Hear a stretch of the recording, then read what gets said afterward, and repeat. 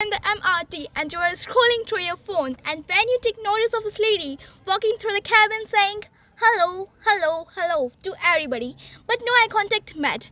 And when you notice this man over here who's also scrolling through his phone, and when he noticed of this lady, he gave the raised eyebrows look. I encountered myself in this situation because a few months ago on my way to school, I was furious at that man's reaction. I was demonstrated by several people at the cabin. I kept quiet, went home and dwelled on it.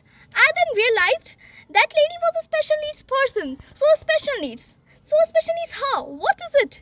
In my opinion, special needs is a euphemism for disabled and separate.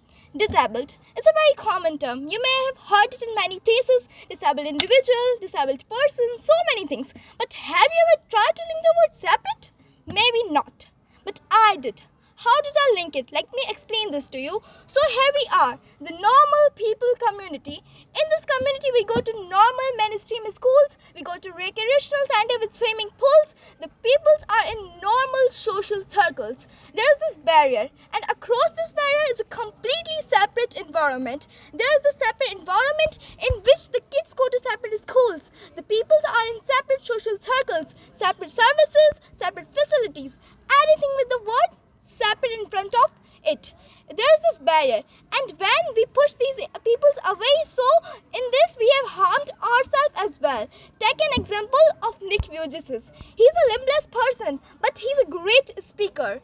Despite his disability, we recognize their talents, and now we welcome with two hands. We know that he's a limbless, but now when we recognize their talent, so now we welcome him two hands. Suppose a deaf girl, she can't hear, but she can dance so well, better than Michael Jackson.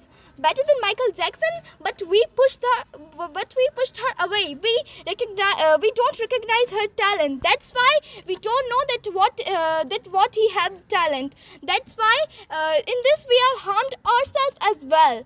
So there's this barrier. My question is, if we can say the Nick that he is great, then why can't we say the other peoples such as deaf girl? Why can't we say her that she is great as well? Why we discriminated her? That's why we should merge these two communities together. And when we should merge these communities together, then the environment, and we will change our environment. And at the end of my speech, I just want to tell you that